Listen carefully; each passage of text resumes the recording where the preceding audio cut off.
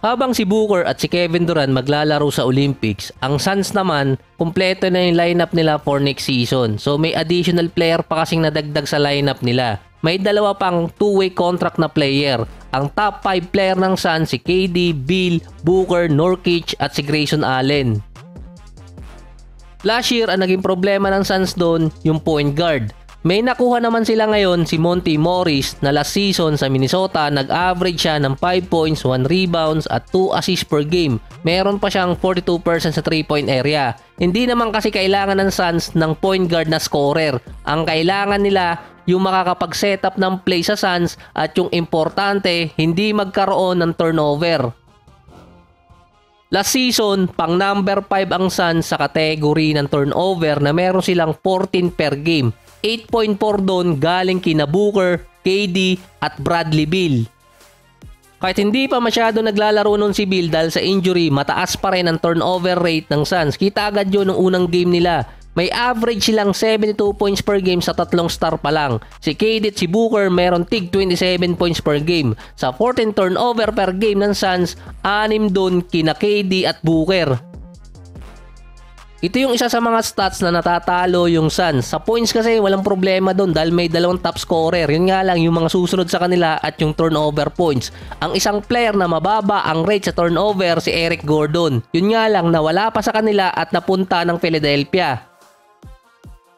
Siya kasing pumapalit either kay Booker or kaya dito kay Bradley Beal kapag merong injury. Nag-average pa si Gordon ng 11 points, 2 rebounds, 2 assists, 37% sa 3-point area na ang inoffer ng Sixers sa kanya $6 million sa loob ng 2 taon. Minimum contract pa yon. Inaasahan kasi nung nag-decline siya ng player option, sa Suns pa rin siya pipirma kaso hindi nangyari.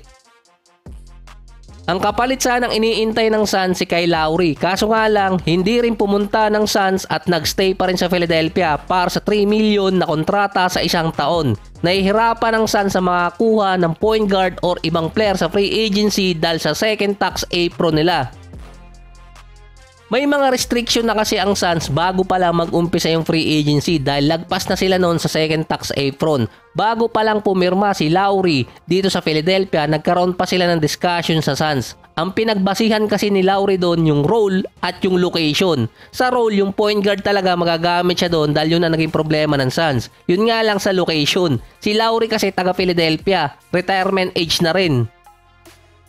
So inintay talaga ng Suns noon si Lowry dahil after niyang pumirma sa Philadelphia, saka naman pumirma yung ika-15 player nila sa main roster na si Josh Okogie na merong $16 million sa loob ng 2 taon. Nasa Suns kasi yung bird rights niya kaya walang problemang ma-opera ng contract. Yung mga free agent nga lang ang mahihirapan ng Suns na makakuha ng player. Kung sa lineup, by papers, merong KD, Booker at Bill. Kung ganito yung lineup, dati may laban talaga sa West. Kung maalala nyo pa yung Suns, sinabi dating interesado kay Bronny sa draft para maingganyo si LeBron. Dahil sinabi na noon ni Rich Paul na wag aasa sa Suns dahil March pa lang alam na mahihirapan yung Suns na makakuha ng player galing free agency dahil wala silang masyadong draft picks, lagpas na rin sila sa second tax threshold. Pabirong sinabi pa ni Matt Ishbia na hindi niya alam kung ano yung second tax apron. Kaya bago pa lang pumasok yung free agency, lagpas na or nasa limit na yung Suns para makakakuha talaga ng player dahil wala silang magagamit para sa mid-level exception na pandagdag sana. Ang Celtics lagpas na rin sa second tax. Ang pinagkaiba nga lang nila, yung mga player kinuha nila via trade dahil sa bird rights saka isasign ng long term. Tulad ng ginawa nila kay Holiday at kay Porzingis, si Derek White napapirma pa nila ng 4 na taon na kontrata. Naka-align pa yung mga kontrata na yun sa player. Apektado talaga yung Suns sa KD at Bradley Beal trade dahil hindi lang sa contract yun, kundi yung mga draft picks at ibang asset ng Suns na wala.